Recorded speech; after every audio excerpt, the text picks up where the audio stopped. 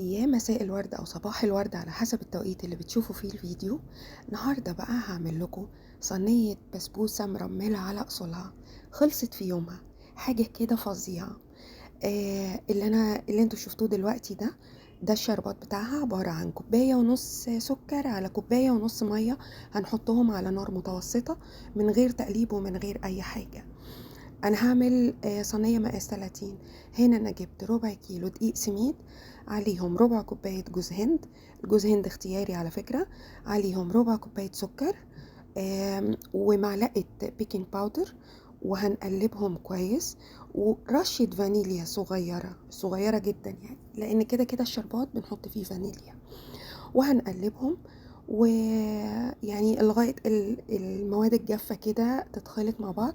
هنحط عليهم كوباية زبادي وكوباية الا ربع، يعني دي عملت الكوباية دي، كوباية الزبادي لما عيرتها عملت لي كوباية الا ربع من الكوباية اللي انتوا شايفينها دي قدامكم، على كوباية الا ربع سمن، نفس المقدار زبادي سمن بس. وهنقعد بقى نقلبها، ودي رشة الفانيليا. انا قلبتها بالمعلقه، بس طبعا لازم لازم تعجنوها بايديكوا، بس دي مش عايزه عجنا مبرحا بصراحه، هي تبقى مرمله كده، يعني تبقى ماسكه نفسها. بس هوريكم دلوقتي شكلها بيبقى عامل ازاي، مش بتبقى حته واحده، لا بصوا هي كده زي ما انتوا شايفين. هجيب بقى صينيه احط فيها سمن، وبعد كده هحط فيها البسبوسه. هتبقى عايزة طبعا تتفرد، هتفردوها ازاي؟ هتبلوا ايديكم مية عادي جدا وتفردوها، علشان لو ايديكم ناشفة مش هتعرفوا تفردوها، والبسبوسة هتلزق في ايديكم، لانها ولا سايلة ولا عجينة، لا هي مرملة مرملة. علشان كده مفيش مبرحن النهاردة. تمام، بصوا انا ببل ايدي مية وبفرد فيها، وهنسيبها لغاية بس اما الفرن يسخن. هي طبعا ولا بتخمر ولا اي حاجة، بس بجد البسبوسة علشان خاطر تديكوا نتيجة حلوة، سيبوها تهدى شوية كده قبل ما تدخلوها الفرن بعد ما تفردوها في الصينية. هنا بقى كان عندي شوية لوز مستخبيين كده في الفريزر من رمضان رحت جايباهم علشان خاطر ايه، يعني مش مشكلة، مش خسارة فينا يعني، كله عشان خاطركم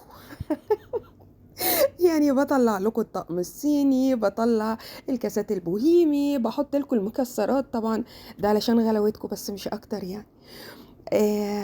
بس وبعد كده اضغطوا على اللوز علشان خاطر لما تيجوا تحطوا الشربات ما يطلعش لفوق، اضغطوا عليه بايديكم كده.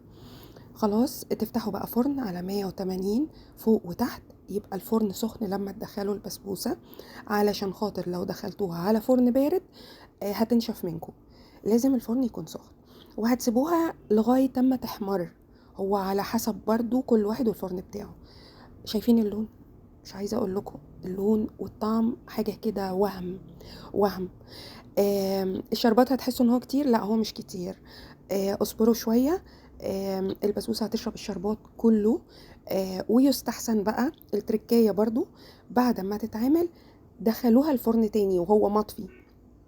بصوا اللوزية دي انا ما كنتش ضغط عليها فعامت كده في الشربات، بس هنرجعها مكانها طبعا.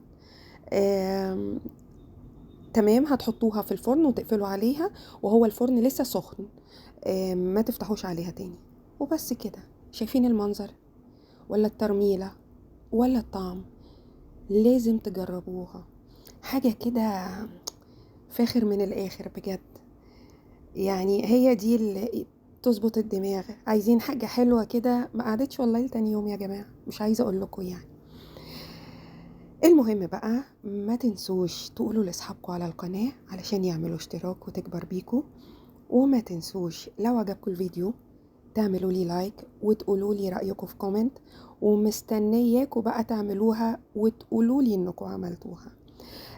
دمتم مبسبسين ومسكرين. باي باي.